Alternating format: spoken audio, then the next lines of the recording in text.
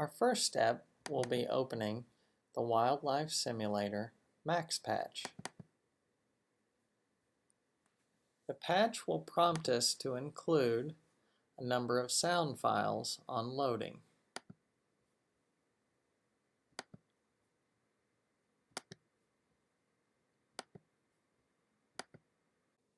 When the Wildlife Simulator opens up, we will select the On switch,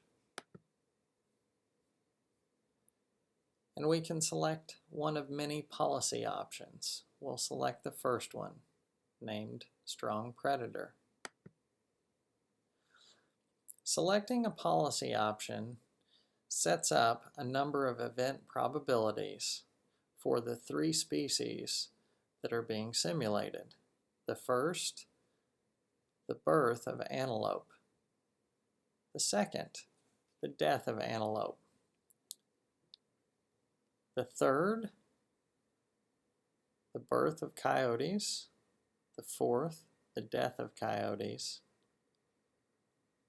Fifth, the birth of wolves. And sixth, the death of wolves. We will select Reset to begin the simulation. When we do, a number of bursts will be randomly distributed throughout the cells in the simulator.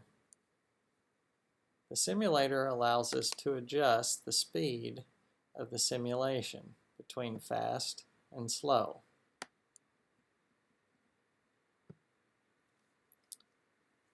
We also receive a bar chart of the various populations of the three species, antelope, coyote, and wolf.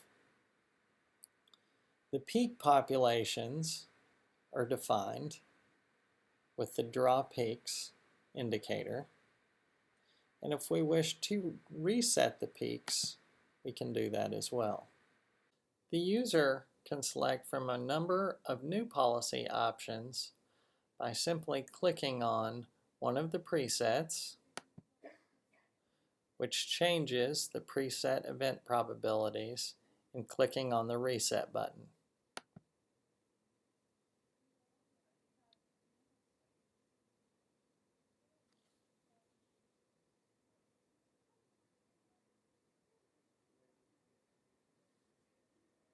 With different simulations, different patterns of dynamics between the species evolve.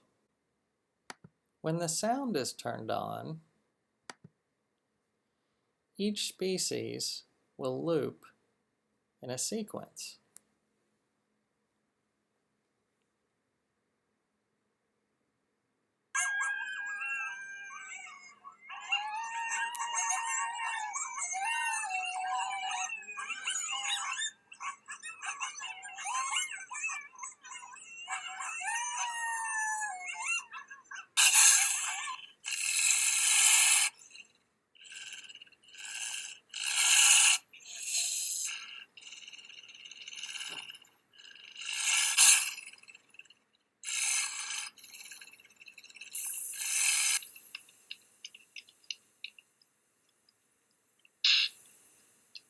The sounds can also be looped so that all sounds are produced at the same time.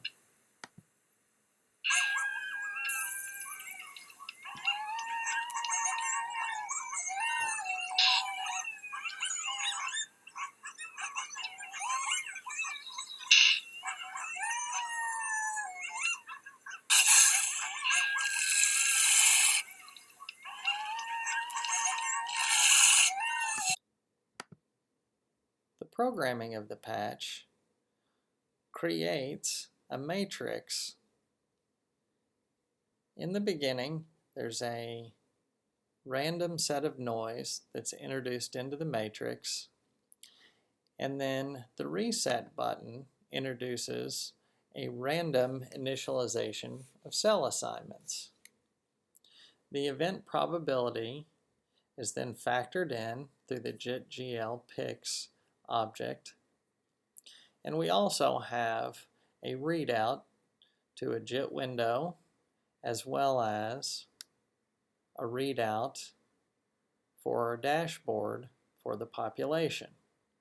The user can toggle to the JIT window that's being created for a detailed review of the progress of the simulation. Sound in the patch is provided through the loading of the 3 sound files at the beginning, and then a loop is created with an on switch and the DAC sound on off.